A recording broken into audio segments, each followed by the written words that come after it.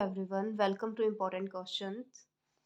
Previous year questions को आज हम कंटिन्यू रखेंगे। Question number first, an electron moving along the X axis with an initial energy of 100 electron volt.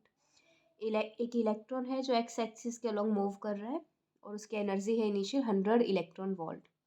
Enters a region of magnetic field given है।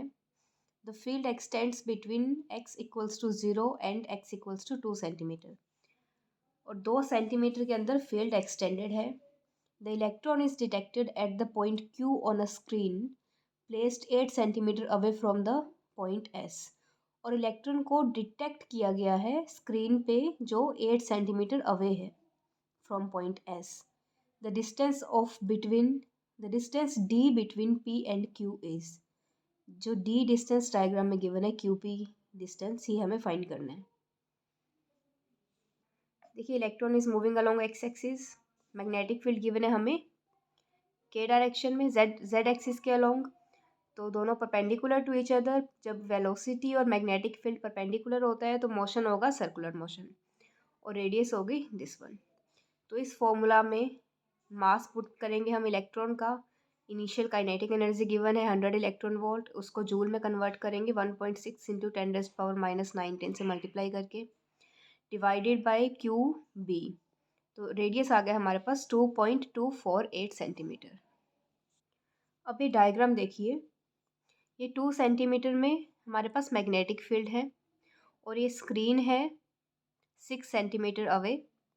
हमें basically find करना है H plus R 1 minus cos theta, जो कि D given है हमें diagram में। अब ये छोटे वाला ट्राइंगल हम लेंगे, इसमें कोस साइन थीटा की वैल्यू फाइंड करेंगे। Sine theta equals to perpendicular upon hypotenuse.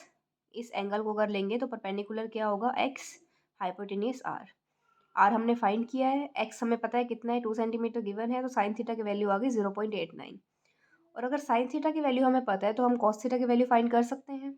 Cos theta की वैल्यू फाइंड करने के बाद हमें मिलेगी 0.45। तो टेन थीटा की वैल्यू आ गई हमारे पास 0.89 डिवाइडेड बाई 0.45। साइन और कॉस थीटा के बीच में जो रिलेशंस होते हैं ट्रिग्नोमेट्रिक रिलेशंस, उसके थ्रू हम कॉस थीटा की वैल्यू फाइंड करेंगे। तो एक तो टेन थीटा की वैल्यू आ गई 1.97 और एक टेन थीटा की वैल्यू हम इस एंगल से फाइंड कर लेंगे h/6। ये जो एंगल है tan theta equals to h/6 perpendicular upon base. तो यहाँ से हमारे पास h की वैल्यू आ गई 11.82 सेंटीमीटर एंड कोस थीटा हमारे पास है 0.45। अब d की वैल्यू फाइंड कर लेंगे h plus r 1 minus cos theta. Values put करेंगे, सॉल्व करेंगे, then we will get d is equals to 12.9 centimetre. Now next question number second, find the magnetic field at a point P due to a straight line segment AB of length 6 centimetre carrying a current of 5 ampere. Magnetic field find करना है हमें P point पे। एक line segment है, straight line segment AB जिसकी length 6 centimetre है, उसकी वजह से P पॉइंट पे मैग्नेटिक फील्ड फाइंड करना है। डायग्राम देखो गिवन है, देखो ये डायग्राम गिवन है हमें, दोनों साइड्स 5 हैं, ये टोटल 6 है तो हाफ हो जाएगी 3 3। अब देखो दोनों ट्राइंगल सेम है 5 3 5 3, तो दोनों एंगल्स भी सेम होंगे, ठीक है। और इस डिस्टेंस को हम निकालेंगे सेंटर वाले को, हाइपोटेनियस गिवन है हमें 5, ये 3 है तो दिस विल बी 4, ठीक है, पाइथागोरस थ्योरम से निकालें। तो मैग्नेटिक फील्ड का फॉर्मूला क्या होता है, mu naught I by 4πd sine theta 1 plus sine theta 2। Theta 1 और थीटा 2 यहाँ पे दोनों थीटा हैं, तो साइन थीटा की वैल्यू हो जाएगी इस ट्राइंगल से 3/5। सिंपली वैल्यू पुट करेंगे, sine theta plus sine theta 2 sine theta 2 into sine theta, it will be 1.5 into 10⁻⁻5 Tesla.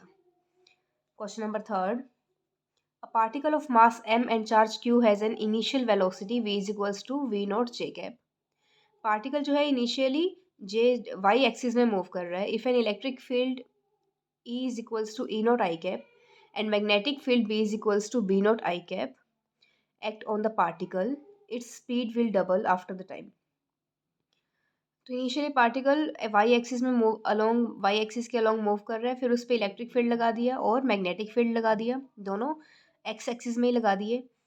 और फिर उसकी स्पीड जो है वो डबल हो जाएगी। कितने टाइम बाद स्पीड डबल होगी वो हमें फाइंड करना है। देखिए वेलोसिटी गिवन है, electric field, magnetic field. After some time net speed will be doubled in y direction. कुछ समय के बाद नेट स्पीड जो है वो डबल हो जाएगी। डबल किस डायरेक्शन में होगी? वाई डायरेक्शन में ही डबल होगी।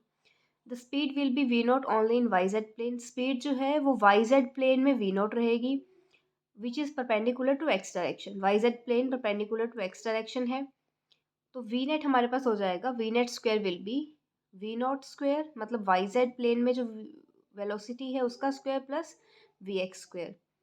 हमें पता है कि फोर्स का फॉर्मूला क्या होता है? एम ए, दूसरा फॉर्मूला होता है क्यू ई। तो यहाँ से ए की वैल्यू निकालेंगे, Q by M.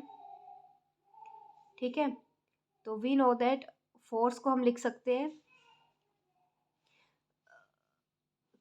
Q e by m, और फोर्स का हमने ए को हमने लिख दिया d v x by d T.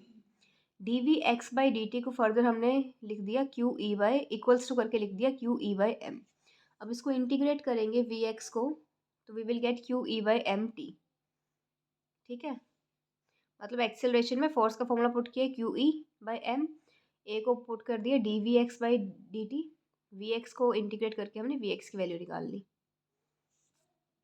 अब जो नेट वेलोसिटी का फॉर्मूला था उसमें पुट कर दिया। नेट वेलोसिटी आफ्टर क्या हो जाएगी कुछ समय के बाद? Two V naught square plus Y Z plane में जो वेलोसिटी होगी V naught square plus V X में जो वेलोसिटी होगी स्क्वायर। तो इनका सम करके कैलकुलेट करेंगे तो टाइम हमारे पास आ जाएगा √3 V naught M by Q E not.